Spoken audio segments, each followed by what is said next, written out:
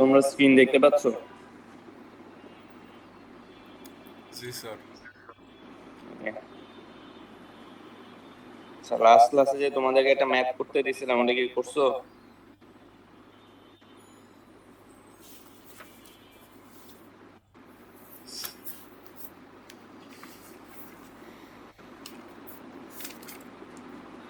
এটা করছিলা যে diameter required for circular settling tank?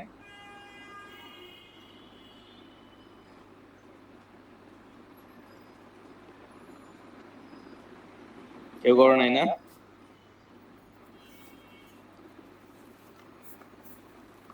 ঠিক আছে, করো, করে আমাকে দেখাইও ঠিক হয়েছে কিনা। ঠিক আছে, এটা কিন্তু তোমাদের পরীক্ষায় থাকবে।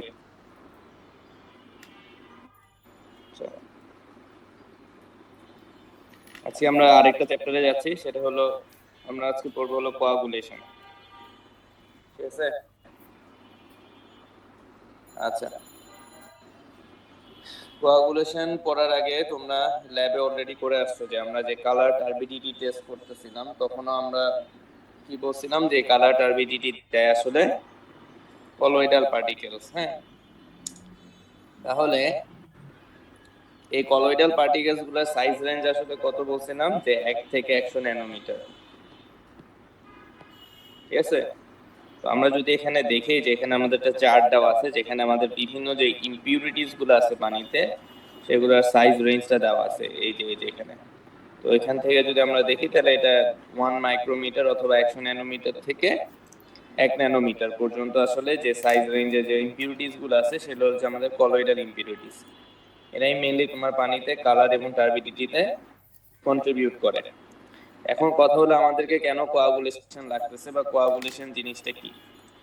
এর আগের দিন আমরা আসলে বললাম কি সেডিমেন্টেশন ট্যাঙ্ক। হ্যাঁ, তো আমি যদি চিন্তা করো, যদি একটা কলয়েড পার্টিকেলকে যদি আমি সেডিমেন্ট হইতে দিই বা তাকে সেটেল হইতে দিই, এটা এত ছোট যে এদের সেটেল হইতে অনেক সময় লাগবে।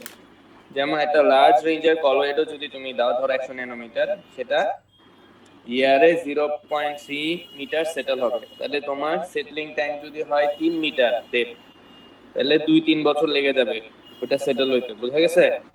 মানে তোমার ডিটেনশন টাইম হওয়া লাগবে 2 থেকে 3 বছর। আরো যদি স্মল কলয়েড হয় সেই ক্ষেত্রে তো 1 মিলিয়ন বছর লাগবে।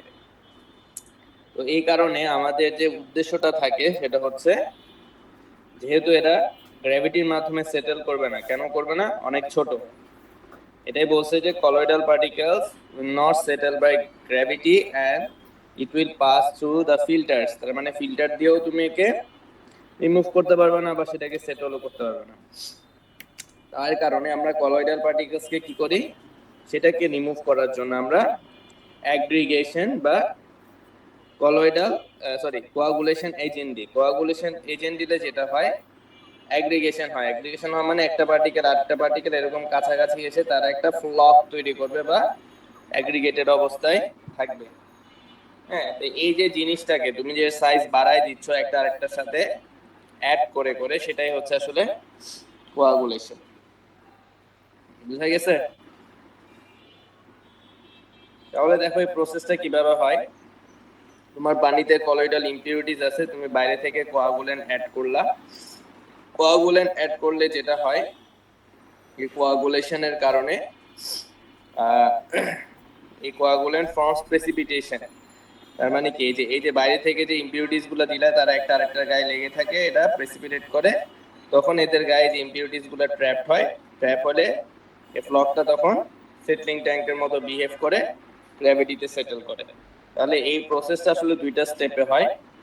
ধরো তোমার একটা র ওয়াটার আসতেছে, মানে যেখানে কি আনট্রিটেড ওয়াটার, এই আনট্রিটেড ওয়াটারের মধ্যে তুমি কি করলা, কোয়াগুলেন্ট অ্যাড করলা।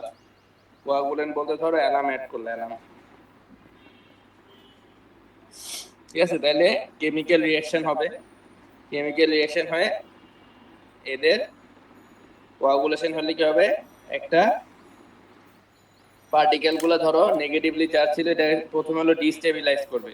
তাহলে এই জায়গায় যে ধরনের মিক্সিংটা দরকার সেটা হলো কি র্যাপিড মিক্স। আচ্ছা, এবং এই জায়গায় একটা একটা প্যারামিটার আমরা কিছুক্ষণ পরে শিখবো যে ডিটেনশন টাইমের উল্টা, সেটাকে বলা হয় জি।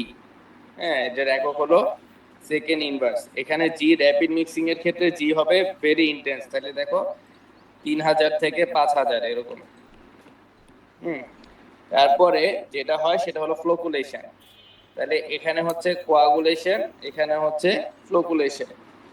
কোয়াগুলেশন হলো তোমার পার্টিকেলটা যেভাবে স্টেবল আছে সেটাকে ডিস্টেবিলাইজ করা, আর ফ্লোকুলেশন মানে হলো এখন যে পার্টিকেল ডিস্টেবিলাইজ হয়েছে তার এখন কি করতে পারবে, একটা আরেকটার গায়ে স্টিক হয়ে থাকতে পারবে। তার মানে বিভিন্ন পার্টিকেল একটা আরেকটার গায়ে স্টিক হয়েছে বড় ফ্লক তৈরি করতে পারবে, এই জিনিসটা হলো ফ্লোকুলেশন।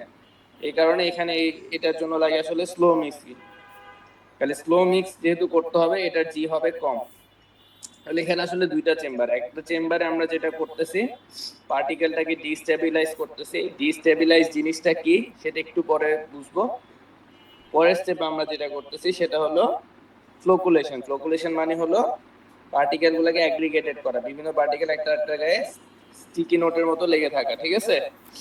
আচ্ছা, তারপরে তোমার এটাকে একটা ক্ল্যারিফায়ার নিয়ে যাচ্ছি। ক্ল্যারিফায়ার বলতে যে কিছুদিন আগে যেটা পড়লাম, গত ক্লাসে যেটা পড়লাম, যেটা সার্কুলার সেডিমেন্টেশন ট্যাঙ্ক, আসলে আর কিছু না। ক্ল্যারিফায়ার হলো সার্কুলার সেডিমেন্টেশন ট্যাঙ্ক। তাহলে দেখো এখানে সেডিমেন্ট হচ্ছে, সেডিমেন্ট হয়ে স্লাশটা নিচে চলে যাচ্ছে, এবং ট্রিটেড ওয়াটারটা যেহেতু নিচে তো সব পার্টিকেল গুলো এখন কি নিচে জমে গেছে, তাহলে ইমপিউরিটিস গুলো নিচে ভাবে স্লাশ হয়ে চলে যাচ্ছে। আর ট্রিটেড ওয়াটারটা এখানে একটা ফিল্ট্রেশনের মাধ্যমে আরো যদি কিছু ছোট পার্টিকেল থাকে এগুলোকে ফিল্ট্রেট করে ওয়াটারটা ঠিক করে ফেলতেছে।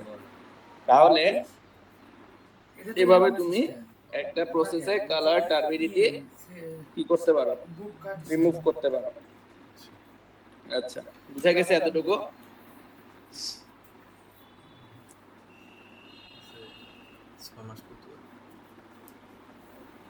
ওই আসো কেউ নাকি সবাই ঘুমাই গেছো?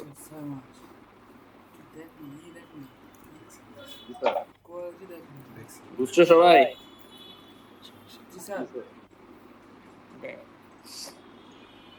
একজন অ্যাটলিস্ট রেসপন্স করো। জি স্যার। জি স্যার, বুঝতেছি। টিচার আছে? আচ্ছা, এখন দেখো এই যে আমি বললাম যে র্যাপিড মিক্সিং এ কি হচ্ছে, ডিস্টেবিলাইজ হচ্ছে, এই প্রসেস এখানে কি হচ্ছে, ডিস্টেবিলাইজ। ডিস্টেবিলাইজ মানে কি, পার্টিকেল তো স্টেবল ছিল আনস্টেবল হয়েছে, তাহলে এই ক্ষেত্রে আমাদের দরকারি কি, ডিস্টেবল করা। তাহলে আগে তাহলে জানতে হবে যে আমাদের কলোয়েডাল পার্টিকেল স্টেবল কেন হয়। স্টেবল হওয়া বলতে কেন এরা পানিতে ভাবে থাকতে পারে। সোজা কথা হলো, একদম বাংলা কথায় পরিষ্কার ভাবে যদি বুঝাই দিই, এই কলোয়েডাল পার্টিকেলস গুলো হলো নেগেটিভলি চার্জড। তার মানে এই যে একটা ছোট পার্টিকেল দেখলে এটাও নেগেটিভলি চার্জ, এখানে একটা ছোট পার্টিকেল দেখলে এটাও নেগেটিভলি চার্জ, এটাও নেগেটিভলি চার্জ। তাহলে এদের সারফেসে আছে নেগেটিভ চার্জ, এই নেগেটিভ চার্জ একটা আরেকটাকে কি করে, বিকর্ষণ করে। বুঝছো? একটা আরেকটাকে কি করে, বিকর্ষণ করে। বিকর্ষণ করতেছে। তাহলে এই যে একটা আরেকটাকে বিকর্ষণ করতেছে, এই বিকর্ষণ করাটাকে আমরা বলতেছি স্টেবিলিটি। ডিস্টেবল মানে কি, তুমি এর গায়ে যে নেগেটিভ চার্জ গুলো আছে, আর একটু পরিষ্কার করে দেখাই, যে এখানে যে নেগেটিভ চার্জ আছে, এখানেও যে নেগেটিভ চার্জ গুলো আছে, তুমি এই নেগেটিভ চার্জ গুলাকে কি করবা, রিমুভ করে দিবা। রিমুভ করে দিলে সে কি করবে, একটা আরেকটার গায়ে এরকম লেগে যেতে পারবে। তাহলে এই যে রিমুভ করার মেকানিজম, রিমুভ করার জন্য কি করতে হয়, বাইরে থেকে অ্যালুমিনিয়াম হাইড্রোক্সাইড বা অ্যালাম দিতে হয়, একটা কোয়াগুলেটিং এজেন্ট দিতে হয়। এই জিনিসটাকে বলা হচ্ছে ডিস্টেবিলাইজ। তাইলে এখানে আসলে কি করতেছে, এই প্রসেসে জাস্ট নেগেটিভ চার্জটাকে রিমুভ করে দিচ্ছে। আর এখানে যখন নেগেটিভ চার্জটা রিমুভ হয়ে গেছে তখন এখানে পার্টিকেলগুলো একটা আরেকটার গায়ে এরকম ক্লাম্পের মতো একটা আরেকটার গায়ে অ্যাগ্রিগেটের মতো লেগে যাচ্ছে। এখানে হলো নেগেটিভ চার্জটা রিমুভ হচ্ছে, এখানে একটা আরেকটার গায়ে লেগে যাচ্ছে। একটা আরেকটা গায়ে লেগে যাওয়া হলো ফ্লোকুলেশন, আর নেগেটিভ চার্জটা রিমুভ হওয়া হচ্ছে কোয়াগুলেশন। তাহলে কোয়াগুলেশন ফ্লোকুলেশন আসলে কি একটা একই প্রসেস, মানে একটা সাইমultaneous প্রসেস। হ্যাঁ, এখন দেখো এই যে বলতেছি স্টেবল কলোয়েডাল পার্টিকেল, সেটা কেন হচ্ছে। প্রথম কথা হলো কলোয়েডাল পার্টিকেলস গুলো অনেক বেশি ছোট। অনেক বেশি ছোট হওয়ার কারণে এদের ভলিউমের তুলনায় সারফেস অনেক বেশি, মানে সারফেস এরিয়া অনেক বেশি। তার মানে এখানে আমাদের সারফেস কেমিস্ট্রি আসলে গভর্ন করবে, যেহেতু সারফেস এরিয়া বেশি। তাহলে সারফেস এরিয়া বেশি হওয়ার কারণে দেখবা যে এখানে যে সারফেসের গায়ে নেগেটিভ চার্জটা লেগে থাকে। তাহলে এই যে সারফেস চার্জটা কিভাবে আসে, সেটা অনেক মেকানিজমে আসতে পারে। এই জিনিসগুলো প্রশ্নে দিয়ে থাকে, এগুলো একটু মনে রাখবা। যে তাদের যে ক্রিস্টালটা আছে, যে মলিকুলার অ্যারেঞ্জমেন্ট যেভাবে থাকে, সেই মলিকুলার অ্যারেঞ্জমেন্টের কারণে তার সারফেসে নেগেটিভ চার্জ থাকতে পারে। আরেকটা হইতে পারে দিতাছি, আমি ক্লাস করতেছি তো যে পাঠাই দিতেছি। অ্যাটমস গুলো একটা আরেকটার গায়ে যখন কোলাইড করে, তখন অ্যাব্রেশন ফোর্স যেটা হয় বা অ্যাব্রেসিভ ফোর্স, ওই অ্যাব্রেসিভ ফোর্সের মাধ্যমে কিছু অ্যাটম লস হয়ে যায়। এর ফলে একটা নেট নেগেটিভ চার্জ আসতে পারে। এছাড়া আসতে পারে আইসোমরফিক রিপ্লেসমেন্ট। এই যে আইসোমরফিক রিপ্লেসমেন্ট, এটা কি? এটা হচ্ছে ধরো এখানে একটা কি আছে, তোমার সিলিকনের একটা ক্রিস্টাল দেওয়া আছে। ধরো এখান থেকে কোনো একটা সিলিকন, ধরো যে এই সিলিকনটা অ্যালুমিনিয়াম দিয়ে রিপ্লেস হলো। সিলিকনের চার্জ আছে 4+, এই জায়গায় এখন আসছে কত? অ্যালুমিনিয়াম 3+। তার মানে কি একটা পজিটিভ চার্জের ঘাটতি আছে, তার মানে এটা নেট নেগেটিভ চার্জ ক্রিয়েট হয়েছে। তাহলে এই ক্রিস্টালটা যদি এরকম কন্টিনিউ করে, তাহলে ওভারঅল সারফেসে একটা কি হবে, এরকম নেগেটিভ চার্জ ক্রিয়েট হয়ে যাবে।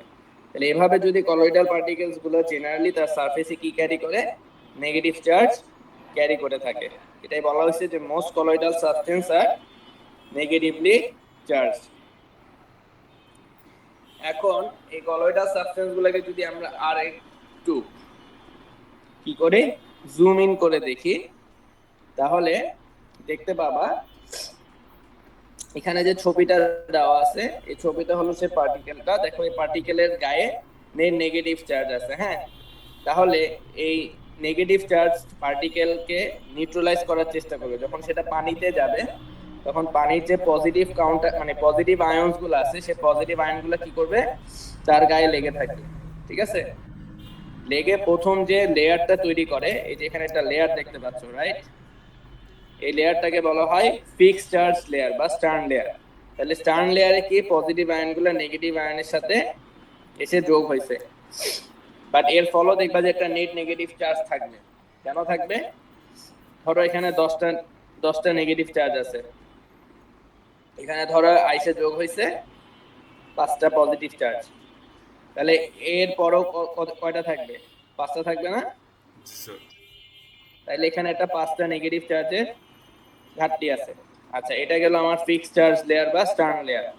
এরপরে দেখবা আরো একটা লেয়ার আছে, সেটা হলো কি ডিফিউজ আয়ন লেয়ার। হ্যাঁ, ডিফিউজ আয়ন লেয়ারে কি, এখানেও তোমার পানি থেকে কি করতেছে, মিক্সচার অফ বোথ আয়ন আসতেছে। এখানে নেগেটিভ আয়নও আছে, পজিটিভ আয়নও আছে। এই ক্ষেত্রে দেখা যাবে ধরো এভাবে চিন্তা করো যে 10টা নেগেটিভ আয়ন আসছে, 12টা পজিটিভ আয়ন আসছে। ঠিক আছে, তার মানে এখানে দেখো এখানে 5টা ছিল, তাহলে টোটাল এখন পুরো সিস্টেমে টোটাল পজিটিভ আয়ন কত হইল? 7টা না? মানে এটার সাথে যদি চিন্তা করো, মানে টোটাল হয়েছে কি 12 যোগ 5 17টা। ঠিক আছে, আর এখানে আছে 10 10 20, তাহলে নেগেটিভ আছে টোটাল 20টা। তাহলে এরপরও নেগেটিভ কি গভর্ন করতেছে না? তাহলে দেখো এই ডিফিউজ লেয়ারে গিয়ে 3টা নেগেটিভ আয়ন গভর্ন করতেছে। ঠিক আছে, তো আমরা যখন আসলে ল্যাবে মেজার করি যে কয়টা নেট নেগেটিভ চার্জ আছে, আমরা হলো যে ডিফিউজ লেয়ারে তার পোটেনশিয়াল বা ইলেকট্রোস্ট্যাটিক চার্জ, যেটা তোমরা যে কুলম্বের ফর্মুলা দিয়ে পড়ছো, হ্যাঁ,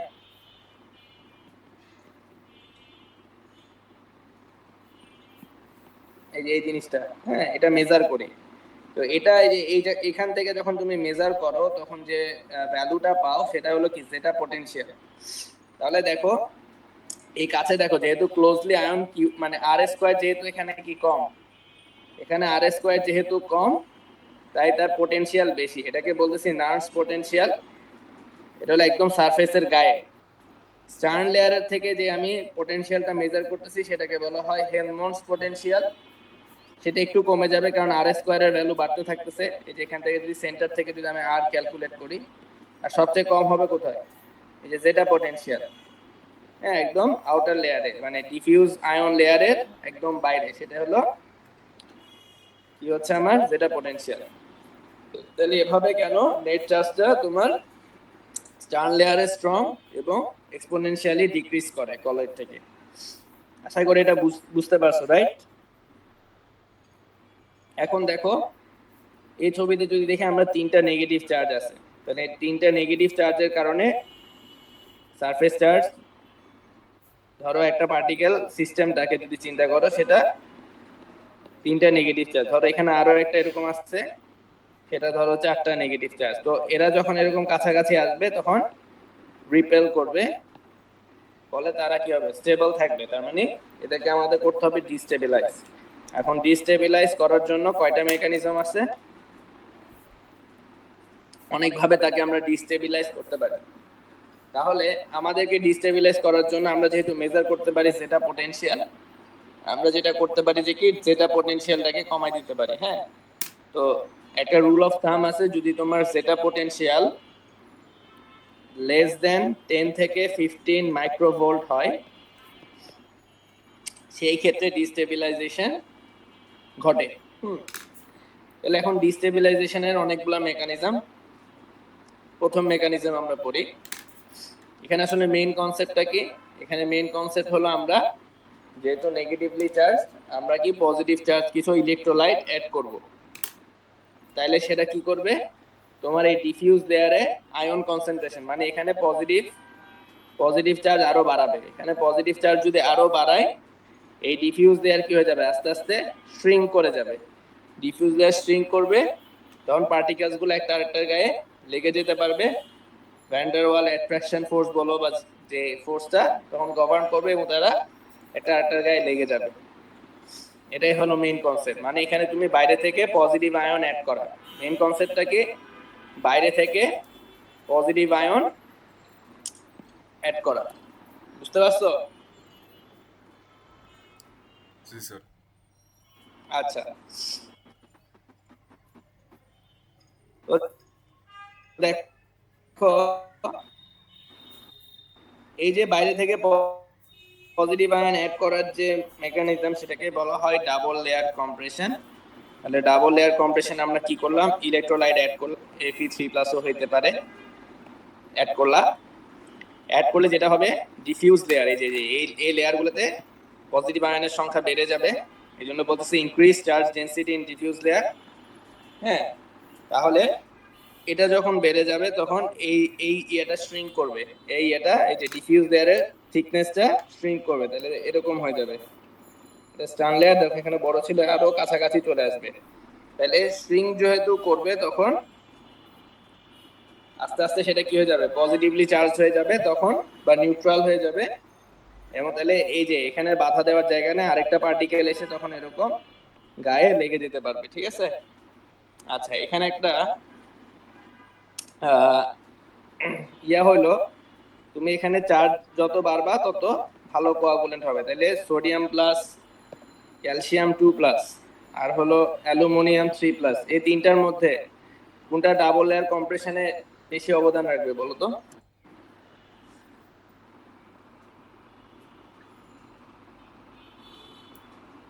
সোডিয়াম, ক্যালসিয়াম আর অ্যালুমিনিয়ামের মধ্যে ডাবল লেয়ার কম্প্রেশন কোনটা বেশি সবচেয়ে কন্ট্রিবিউট করবে?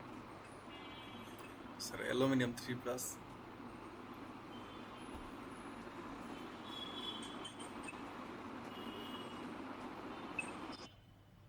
Aluminium, good. হ্যাঁ, ঠিক আছে।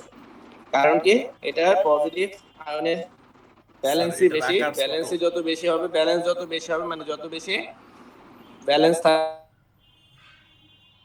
হ্যাঁ, আকারও ছোট প্লাস চার্জ বেশি। সোজা কথা হলো চার্জ বেশি। আমরা এখানে ইন্টারেস্টেড হলো চার্জ নিয়ে। অ্যালুমিনিয়াম 3+ এর চার্জ বেশি, তাই সেটা মোস্ট এফেক্টিভ। আচ্ছা, ক্লাস মনে একজনই করতেছো, বাকিরা কি আসো?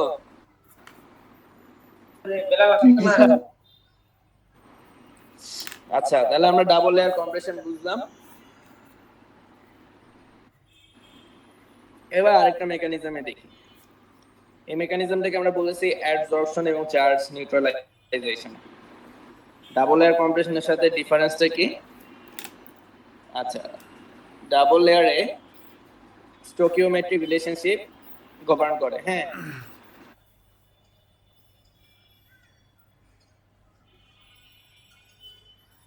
অ্যাবজর্পশন এবং চার্জ নিউট্রালাইজেশনে এটা হলো ধরো তোমার এই যে এখানে হলো যে আমার একটা নেগেটিভলি চার্জ কলয়েডাল পার্টিকেল আছে, তাহলে তার গায়ে এরকম পজিটিভ আয়নস গুলো ধরে নিলাম যে এইভাবে একটা সিস্টেমে আছে, স্টার্ন লেয়ারে কিছু ফিক্সড আছে এবং কিছু ডিফিউজ লেয়ারে কিছু ছড়াই ছিটাই আছে। আচ্ছা, এটাকে আমি একটা সিস্টেমের আন্ডারে দেখাইলাম। তুমি বাইরে থেকে কি করলা, অ্যালুমিনিয়াম 3+ অ্যাড করলা। অ্যালুমিনিয়াম 3+ অ্যাড করলে সেগুলো এই যে এদের যে গায়ে গায়ে সেটা লেগে যাবে, গায়ে লেগে যাওয়াকে বলা হয় অ্যাবজর্ব হওয়া। এখানে কিন্তু আমরা ডাবল লেয়ারটা চিন্তা করতেছি না, ঠিক আছে? এই মেকানিজমে আমরা কি চিন্তা করতেছি, যে এরকম একটা নেগেটিভ চার্জ আছে, এই নেগেটিভ চার্জের গায়ে আশেপাশে এরকম পজিটিভ আছে, আমি আরো পজিটিভ এনে এটাকে নিউট্রাল করে ফেললাম। আচ্ছা, তাহলে এখানে যে গভর্নিং ইকুয়েশন সেগুলো আমি কতটুকু অ্যালুমিনিয়াম 3+ দিব, এটা আসলে কি বেসিক কেমিস্ট্রির মতো তোমার স্টোকিওমেট্রিক রিলেশনশিপ দিয়ে তুমি বের করতে পারবা। আচ্ছা, এখানে যেটা হয়, তুমি যদি ওভারডোজ দিয়ে দাও, তাহলে আগে পার্টিকেলটা নেগেটিভ চার্জ ছিল, এখন ওভারডোজের কারণে পুরোটা আবার কি হয়ে যাবে, পজিটিভ চার্জ। এটাকে বলতেছে চার্জ রিভার্সাল। চার্জ রিভার্সাল মানে বলতে নেগেটিভ চার্জ থেকে তুমি আবার পুরোটাকে সারফেস চার্জ পজিটিভ করে ফেলছো, সেক্ষেত্রে কিন্তু পার্টিকেলটা স্টেবলি থাকবে। আমাদের টার্গেট হলো নিউট্রালাইজ করা। আচ্ছা, হুম, তাহলে আরেকটা কি বলতেছে, যে সোরবেবো species capable of destabilizing always at lower dose. আচ্ছা, তাহলে এটা বোঝানো হচ্ছে যে লোয়ার ডোজে এটা মোর এফিশিয়েন্ট বা এই মেকানিজমে। হ্যাঁ, তার মানে এখানে সোজা কথা হলো, তুমি যদি বেশি কেমিক্যাল অ্যাড করো তাহলে সেই ক্ষেত্রে উল্টাটাই ঘটবে আসলে। তো তোমাকে আসলে অপটিমাম কেমিক্যালটা বের করতে হবে, যেটা আমরা জার টেস্টের মাধ্যমে বের করে থাকি, একটু পরে দেখবো। আচ্ছা, আরেকটা মেকানিজমে দেখো, সেটাকে বলা হয় সুইপ ফ্লো কোয়াগুলেশন। এখানে তুমি লার্জ অ্যামাউন্ট অফ কোয়াগুলেন্ট দিবা। লার্জ অ্যামাউন্ট অফ কোয়াগুলেন্ট বলতে বোঝানো হচ্ছে large amount of aluminium hydroxide দিবা। তাহলে large amount of aluminium hydroxide দিলে অ্যালুমিনিয়াম হাইড্রোক্সাইডেরই কি হবে, প্রেসিপিটেশন মানে অদক্ষেপ করবে, র্যাপিড। তো এরা যখন প্রেসিপিটেট হয়ে নিচে পড়তে থাকবে, তখন ঝাড়ুর মতো বাকি যে ইম্পিউরিটিস গুলো আছে, কলয়েডাল পার্টিকেলস, ওগুলাকে নিয়ে নিচে পড়ে যাবে, মানে সবগুলো ময়লা একসাথে নিয়ে তারা প্রেসিপিটেট করবে। এই জন্য এটাকে বলা হচ্ছে enmeshment in a precipitate sweep flow. Sweep মানে ঝাড়ু দেওয়ার মতো একটা মেকানিজম, যে নিজেরা যখন প্রেসিপিটেট তৈরি করবে তখন ইম্পিউরিটিস গুলাকে সাথে নিয়ে নিচে পড়ে যাবে, নেটের মতো আর কি। ঠিক আছে, আরো একটা মেকানিজম আছে যেটা পলিমারের ক্ষেত্রে এই কনসেপ্টটা মানে ধারণা করা হয়, যেভাবে ডিস্টেবিলাইজ হয় তারগুলাকে অ্যাবজর্ব করে। আচ্ছা, তো অপটিমাল অপটিমাল ডোজে এখানে পলিমার গুলা পার্টিকেল সারফেসকে অ্যাবজর্ব করে। হ্যাঁ, এখানে আমাদের ছবি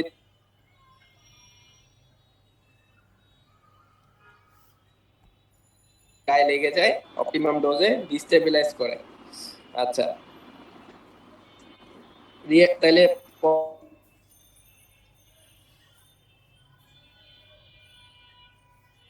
একটার সাথে অ্যাড হয়ে ফ্লক তৈরি করবে। হ্যাঁ, আবার যদি তুমি পলিমারের ডোজ বেশি দিয়ে দাও, তখন একটা সাইটেই সব পার্টিকেল গুলো আসলে অ্যাবজর্ব হয়ে যাবে, সেই ক্ষেত্রে পার্টিকেল গুলো আবার রিস্টেবিলাইজড হয়ে যাবে। ঠিক আছে, তখন এটা পুরাটা একটা নেট নেগেটিভ চার্জের মতো আসলে কাজ করবে। এখানেও অপটিমাম ডোজটা আমাদেরকে বের করতে হবে। ওকে, তাহলে এইটাই ছিল আসলে মেকানিজম। এই মেকানিজম গুলা খুবই ভালো মতো পড়বা, কিভাবে কলয়েডাল পার্টিকেল ডিস্টেবিলাইজ হয়, কোন মেকানিজমের কারণে কলয়েডাল পার্টিকেল স্টেবল থাকে, স্টেবিলিটির কারণটা কি। হ্যাঁ, আর হলো এই যে এই ডায়াগ্রামটা আছে, যে কিভাবে কোয়াগুলেশন করা হয়, কোয়াগুলেন্ট অ্যাড করলে কি হয়, এবং এই যে এই জিনিসটা আসে। এখন যেটা গেল আমাদের থিওরি, এখন আমরা প্র্যাকটিক্যাল কিছু জিনিস দেখি। এখন দেখো, কোয়াগুলেশনের সাথে অ্যালকালিনিটির একটা রিলেশনশিপ আছে। সেটা কি, অ্যালকালিনিটি মানে কি?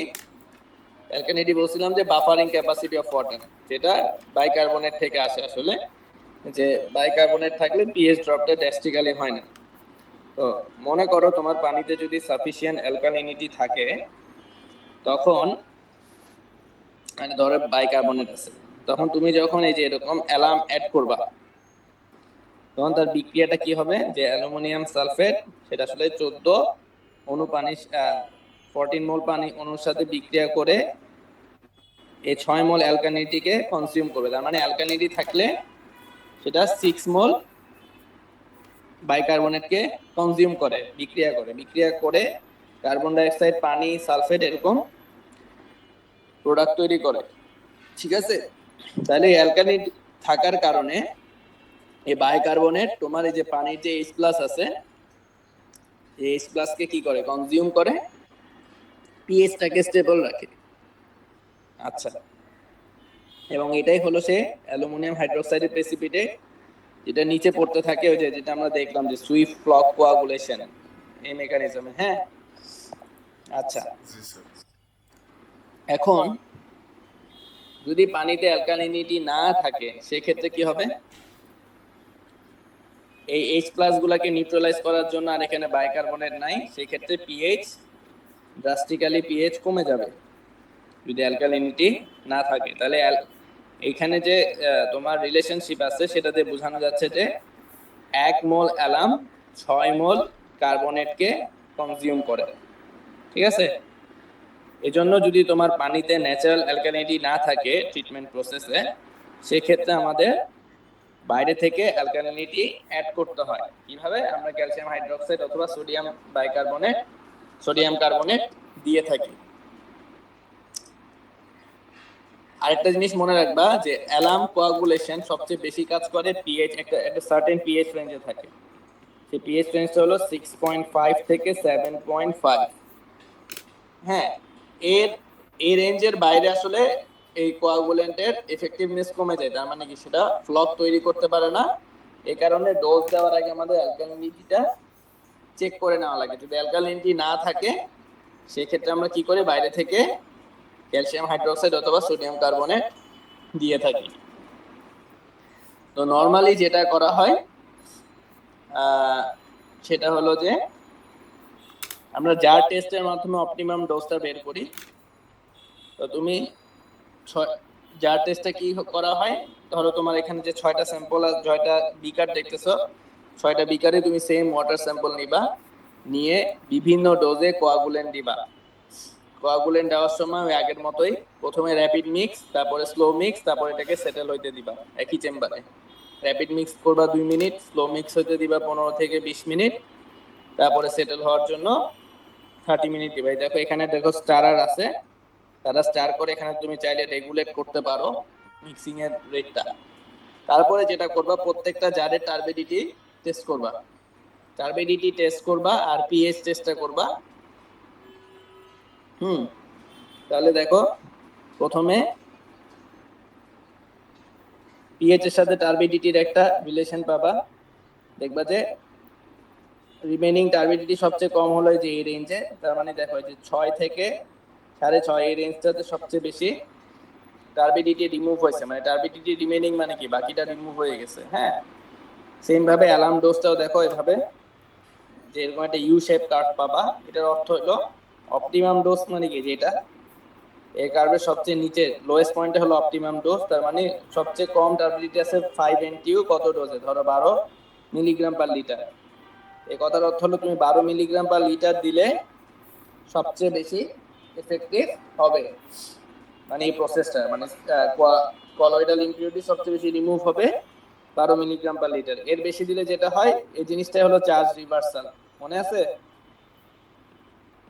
এটাই হলো চার্জ রিভার্সাল। তার মানে কি, এখানে নেগেটিভ চার্জ থেকে সরে এখন সবগুলো আবার কি হয়ে গেছে, পজিটিভলি চার্জ হয়ে গেছে। তো এইভাবে জার টেস্টের মাধ্যমে আমরা অপটিমাম ডোজটাকে আসলে বের করি। তো এখানে আরো কিছু দেখো, যে আমরা যেটা বলছিলাম যে জি এর একটা টার্ম বলছিলাম, রাইট? জিটা আসলে কি, জিটাকে বলা হয় রুট মিন্স। কারো কোশ্চেন আছে? আমি আর 10 মিনিট নিব। আচ্ছা দেখো, জিটা কি, root mean square velocity gradient. এটা দিয়ে বোঝায় যে তুমি যে মিক্স করতেছো সেটা কতটুকু ইন্টেন্স। হ্যাঁ, জি এর ভ্যালু যত বেশি হবে সেটা তত ইন্টেন্স হবে। তার মানে জি যত বেশি সেটা হলো র্যাপিড মিক্স, জি কম মানে স্লো মিক্স।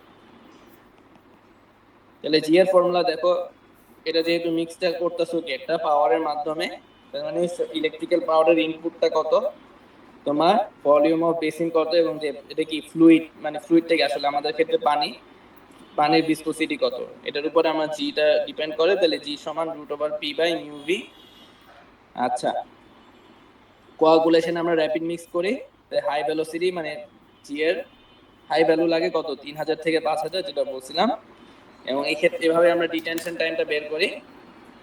ডিটেনশন টাইম তাহলে এখানে কত, 0.5 সেকেন্ড অর্ডারে লাগবে, তার মানে 1 থেকে 2 মিনিট, ঠিক আছে, ওই রেঞ্জে থাকবে। আচ্ছা, ফ্লোকুলেশনের ক্ষেত্রে আমরা জিটা কি রাখি, কম রাখি, যাতে সেটা এনাফ ডিটেনশন টাইম পায় এবং স্লোলি ফ্লো। স্লো মিক্স করে স্যার। হ্যাঁ, স্লো মিক্স। তাহলে ফ্লোকুলেশনে লাগবে স্লো মিক্স, কোয়াগুলেশনে লাগবে র‍্যাপিড মিক্স। এই জি আর টি এটাকে একসাথে গুণ করলে একটা ফ্যাক্টর পাওয়া যায়, যেটাকে বলা হয় জিটি। জিটি কে বলা হয়, এটা আসলে কি টোটাল কলিশন অপরচুনিটি। তার মানে জিটির ভ্যালু যত বেশি, তোমার ফ্লক তৈরি হওয়ার চান্সেস তত বেশি আর কি।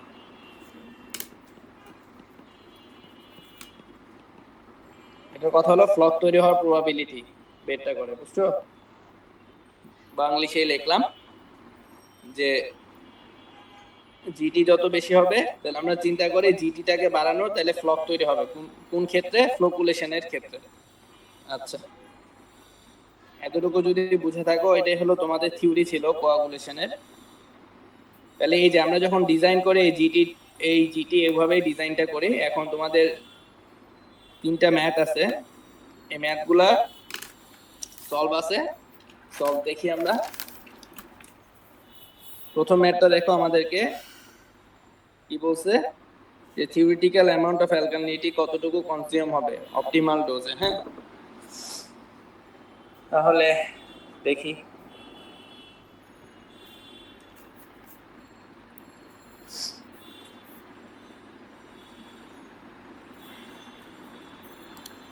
আমাদেরকে বলছে যে আমাদেরকে থিওরিটিক্যাল অ্যামাউন্ট অফ অ্যালকালিনিটি কতটুকু, মানে আসলে কতটুকু অ্যামাউন্ট অফ অ্যালকালিনিটি কনজিউম হবে অপটিমাল ডোজ। অপটিমাল ডোজকে আমরা এখানে অ্যালার্ম ডোজ দিছি, রাইট? আচ্ছা, এবং আমাদেরকে অপটিমাম পিএইচ বলে দিছে 6। তাহলে আমাদেরকে চার্ট রাখতে হবে কি নিয়ে, তুমি যার টেস্টের মাধ্যমে এই ভ্যালুগুলো পাইছো, তাহলে অ্যালার্ম ডোজ আর টার্বিডিটি এই দুইটা নিয়ে একটা কি একবার গ্রাফ প্লট করবা।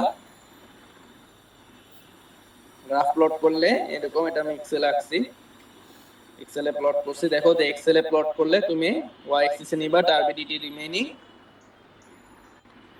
আর এক্স অ্যাক্সিসে নিবা হলো অ্যালার্ম ডোজ। তাহলে এখান থেকে আমি দেখতে পাচ্ছি যে আমার অপটিমাম ডোজ হলো এই যে এখানে, এটা মোর অর লেস এই অপটিমাম ভ্যালুটাও তোমার এক্সেল বলে দেয়। হ্যাঁ, মানে ফাংশনের লোয়েস্ট ভ্যালুটা আর কি। হ্যাঁ, minimum value of this function.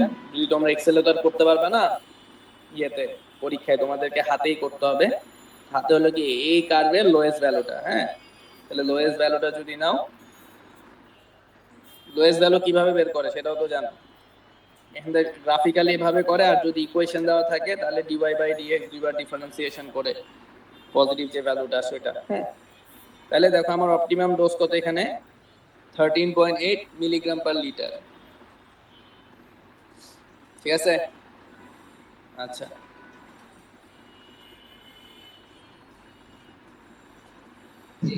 এক্সামে কি এটা গ্রাফ পেপারে আঁকবো? হ্যাঁ, এটা গ্রাফ পেপারে একবার,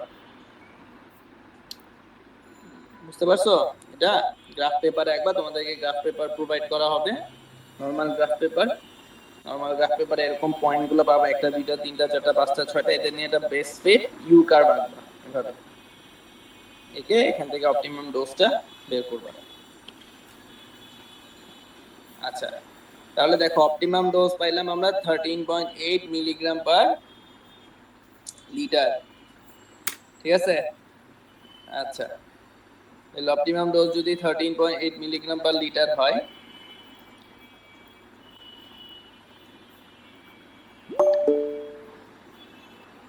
তাহলে আমার অ্যালকালিনিটি কনজিউম কত হবে, এটা থাম্ব রুল মনে রাখবা। অপটিমাম ডোজের সাথে 0.5 গুণ করে দিলে কতটুকু অ্যালকালিনিটি কনজিউম হবে সেটা পেয়ে যাবা অ্যাজ ক্যালসিয়াম কার্বনেট। স্যার 0.5 এটা কি ফিক্সড? এটা ফিক্সড। ফিক্স কেন আসছে? এটা ফিক্স আসতে হলো যে তোমার ওই যে অ্যালকালিনিটি কনজিউমের যদি ইকুইভ্যালেন্ট ওয়েট নিয়ে আমরা, সেটা হলো কি, আমরা আসলে দেখো ইয়েতে যাই তাহলে বুঝবো। এক মিনিট।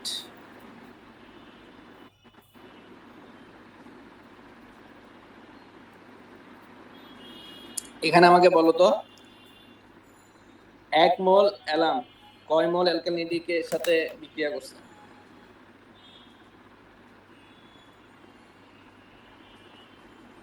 ছয় না? জি স্যার 6।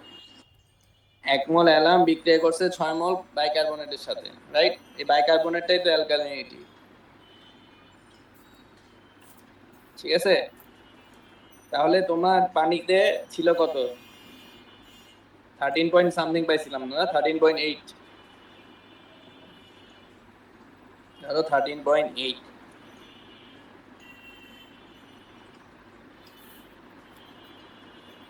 1 লিটারে অ্যালাম আছে 13.8 মিলিগ্রাম পার লিটার। এটাকে যদি আমি মোলে কনভার্ট করি, হ্যাঁ মোলে কনভার্ট করলে আসলে কি হবে? মোলে কনভার্ট করলে হবে, দেখো এই জিনিসটার মলিকুলার ওয়েট, এটা মলিকুলার ওয়েট আছে আসলে 594 গ্রাম পার মোল।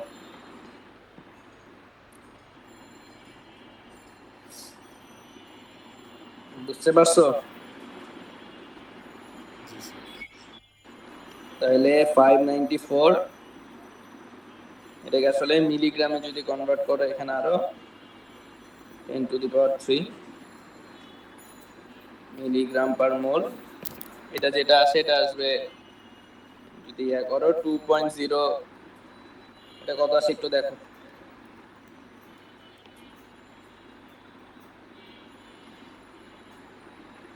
তুমি এখান থেকে একটা ভ্যালু পাবা আর কি, তার মানে পার মোলে কত সেটা পাবা। এখান থেকে ধরো এক্স পাইলা, তাহলে এক্সটা আসলে কত মোল কনজিউম করবে বাইকার্বনেট এই ক্ষেত্রে? এক্স এর সাথে 6, ঠিক না? এত এত মোল পার, 2 into 10 inverse 5। হ্যাঁ 2.32 into 10 inverse 5। 2.3 ইন্টু 10 ইনভার্স 5, তাহলে এটার সাথে 6 গুণ করলে কি পাবা? কতটুকু অ্যালকালিনিটি আসলে কনজিউম করছে অ্যাজ মোল পার লিটার। সেই মোল পার লিটারকে তুমি যদি অ্যালকালিনিটির কি দিয়ে গুণ করো? বাইকার্বনেটের মলিকুলার ওয়েট কে দিয়ে যদি গুণ করে দাও, তাহলে আমি অ্যাজ বাইকার্বনেটে কত পাচ্ছি সেটা পেয়ে যাবো। বুঝা গেছে? তো ঘুরে ফিরে দেখবা যে 0.5টাই আসে। এই জন্য তুমি এখানে অপটিমাম ডোজ যা পাবা এটার সাথে 0.5 দিয়ে গুণ করে দিবা। বুঝতে পারছি? জি স্যার। আচ্ছা, দেখো এখানে একটা প্রবলেম আছে যে estimate the pH that results from addition of 100 milligram per liter of alum to a water with no alkalinity and estimate the amount of sodium hydroxide to bring the pH to 7। তার মানে বলছে যে তুমি একটা dose দিছো, কত dose alarm দিছো? 100 milligram per litre. পানিতে কোনো অ্যালকালিনিটি ছিল না, তাহলে অ্যালকালিনিটি না থাকলে পিএইচ কত হয়েছে? যেহেতু অ্যালকালিনিটি নাই তাহলে পিএইচ কমে যাবে, এই পিএইচটাকে আমাকে বের করতে হবে। দেখো কিভাবে হবে, তোমাকে রিঅ্যাকশনগুলো দেওয়া থাকবে। উইদাউট অ্যালকালিনিটি রিঅ্যাকশনটা হলো এরকম, আর অ্যালকালিনিটি থাকলে 6 মোল বাইকার্বনেট অ্যাড হইতো, এটা মনে রাখতে হবে একটু। তাহলে দেখো আমার মলিকুলার ওয়েট কত? 594 গ্রাম পার মোল। হ্যাঁ, মানে কি 1 মোল নিলে আসলে এটা এটা কত? 594 গ্রাম না? তাহলে 1 মোল আছে 594 গ্রাম। তুমি অ্যালাম অ্যাড করলা কত? 100 মিলিগ্রাম পার লিটার। তাহলে আসলে কত মোল অ্যালাম অ্যাড করছো? 0.1 গ্রামকে এটা দিয়ে ভাগ করে যতটুকু পাইছো সেটাই, যে 1.68 ইন্টু 10⁻⁴ মোল পার লিটার। তাহলে 1 মোল alarm 6 equivalent of alkalinity consume করতো। তাহলে এই ক্ষেত্রে অ্যালকালিনিটি কতটুকু কনজিউম হয়েছে, এই যে এটার সাথে 6 গুণ, তাহলে 1.01 into 10 to the power -3 equivalent weight per litre বা equivalent molar per litre. 10 to the power -3 এর জায়গায় আমরা সেটাকে মিলি ইকুইভ্যালেন্ট লিখতে পারি। আমরা জানি কি 1 মিলি ইকুইভ্যালেন্ট পার লিটার আসলে 50 milligram per litre S calcium carbonate. কেন? ক্যালসিয়াম কার্বনেটের ইকুইভ্যালেন্ট ওয়েট যেটা আসলে সেটাই। ইকুইভ্যালেন্ট ওয়েট কত? 50 না? তাহলে এখানেও মিলি আছে, এখানে এই জন্য এটা 50 মিলিগ্রাম পার লিটার লিখছে। ঠিক আছে, তাহলে আমরা কতটুকু কনজিউম করলাম? 1.01 মিলি ইকুইভ্যালেন্ট লিটার আসলে এতটুকু 50.5 milligram per litre as alkalinity consume করছে। এটা আসলে কি বুঝাইছে? এটা যদি পানিতে অ্যালকালিনিটি থাকতো তখন কতটুকু কনজিউম করতো, বুঝাইতে পারছি? এটা কি বুঝতে পারছো? জি স্যার। আচ্ছা, কিন্তু পানিতে তো আসলে অ্যালকালিনিটি নাই, তার মানে এতটুকু সমপরিমাণের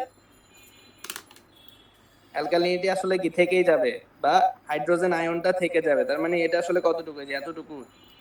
তাহলে এতটুকু H+ আসলে যেহেতু থেকে যাবে, তাহলে সেটারই পিএইচ কত হবে? সেটাই তো পিএইচ এ কন্ট্রিবিউট করবে। তাহলে এই জিনিসটারই জাস্ট তুমি যদি মাইনাস ঋণাত্মক লগারিদম নাও, তাহলে যে পিএইচটা পাবা সেটা হলো তার রেজাল্টিং পিএইচ। এখন যদি তুমি পিএইচ কে নিউট্রালাইজ করতে চাও, তাহলে তোমার পানিতে হাইড্রোজেন আয়ন আছে কতটুকু? এতটুকু। তাহলে ঠিক সেম পরিমাণ কি দিতে হবে? ওএইচ দিতে হবে না? তাহলে আমাদের অ্যাসিডিটি কে নিউট্রালাইজ করার জন্য এই যে সেম 1.01 মিলি ইকুইভ্যালেন্ট পার লিটার কি দিতে হবে? OH minus. OH মাইনাস দিতে হবে। দিলাম। তাহলে OH মাইনাস দিলে আমি দিলাম, ধরো সোডিয়াম হাইড্রোক্সাইডের কথাই বলা আছে। তাহলে সোডিয়াম হাইড্রোক্সাইডের ইয়া কত? মলিকুলার ওয়েট কত? 40। তাহলে দেখো 1.01 into 10 to the power 3 mole per litre into 40 গ্রাম পার মোল, যা পাবা সেটা হলো কি 40.4 মিলিগ্রাম পার লিটার দিতে হবে। এখানে যদি সোডিয়াম হাইড্রোক্সাইডের জায়গায় সালফিউরিক অ্যাসিডের কথা বলা হয়তো, তাহলে সালফিউরিক অ্যাসিডের মলিকুলার ওয়েট দিয়ে গুণ দিতা। ঠিক আছে, কত হয়তো? 2। সালফারের হলো 32, আর হলো 16 ইন্টু 4 64, 96, রাইট? তাহলে এখানে তখন 96 দিয়ে যে এটা এই যে এটার সাথে তখন 96 গুণ হইতো। ঠিক আছে, বুঝতে পারছো? জি স্যার। ওকে, জি স্যার। কোশ্চেন আছে ম্যাথ নিয়ে? এখানে আমরা ম্যাথটা সলিউশনের স্টেপটা হলো আমরা ধরে নিছি অ্যাকচুয়ালি এখানে অ্যালকালিনিটি নাই। যদি অ্যালকালিনিটি থাকতো তাহলে কতটুকু কনজিউম করতো, এই স্টেপটা না করলেও চলতেছে। অ্যালকালিনিটি না থাকলে কতটুকু কনজিউম করতো? এতটুকু। তাহলে এতটুকু পরিমাণ হাইড্রোজেন আয়ন আসলে রয়ে গেছে। এই হাইড্রোজেন আয়নের কারণেই পানির পিএইচ কমে যাবে, সেই পিএইচটা আমরা বের করছি। এখন এই পিএইচ কে নিউট্রালাইজ করার জন্য সেম অ্যামাউন্ট অফ আমার কি লাগবে? হাইড্রোক্সাইড আয়ন লাগবে। তো হাইড্রোক্সাইড আয়ন এই same 1.01 into 10 to the power -3 mole per litre. এতটুকু তুমি এখন কি অ্যাড করতেছো? সোডিয়াম হাইড্রোক্সাইড, পটাশিয়াম হাইড্রোক্সাইড না সালফিউরিক অ্যাসিড? যেটা অ্যাড করতেছো তার মলিকুলার ওয়েট দিয়ে গুণ দিবা, তাহলে পেয়ে যাবা কতটুকু লাগবে। বুঝা গেছে? বেসিক কেমিস্ট্রির ম্যাথই আসলে। স্যার এখানে এনডি কি পিএইচ 7 বানাইতে হবে আমাদেরকে? হ্যাঁ মানে হ্যাঁ, এখানে আমরা যে যোগ বলে দিই, করলাম, বুঝি নাই। এখানে যে স্যার আমরা এখানে পিএইচ 3 বের হলো, এখান থেকে আমরা আপনার ওএইচ মাইনাস যোগ করে পিএইচটাকে বাড়াইলাম। এখন মানে হ্যাঁ কত পর্যন্ত বাড়া লাগবে, মানে 7 করা লাগবে নাকি সেটা বলতেছি। হ্যাঁ, সবসময় তোমাকে যে পিএইচে আসতে বলবে সেই পিএইচে। তোমার পিএইচ 3 আছে মানে কি? তোমার পানিতে হাইড্রোক্সাইড আয়ন আছে। এখন এই হাইড্রোক্সাইড আয়ন চলে গেলে সেটা নিউট্রালাইজ হয়ে যাবে আর কি। তো তো আমরা আমাদের অপটিমাম রেঞ্জ হলো 6.5 থেকে 7.5। এই অপটিমাম রেঞ্জে আসলে অ্যালার্ম ভালো কাজ করে, এই জন্য আমরা পিএসটাকে নিউট্রাল করার ট্রাই করি, মানে 7-এ নিয়ে আসি। বুঝছো? জি স্যার। দেখো এটা এটা ইম্পর্টেন্ট ম্যাথ, এটা গতবারও আসছিল, প্রত্যেকবারই আসে ম্যাথটা। তোমাদের কি সময় আছে?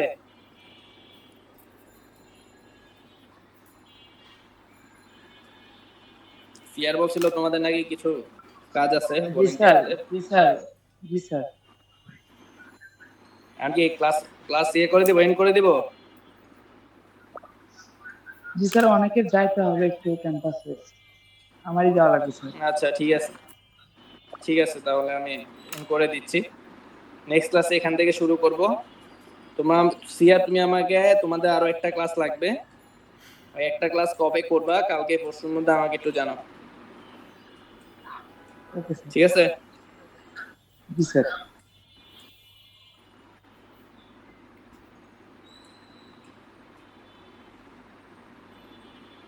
চ্যাট বক্সের রোলগুলো লিখে দাও।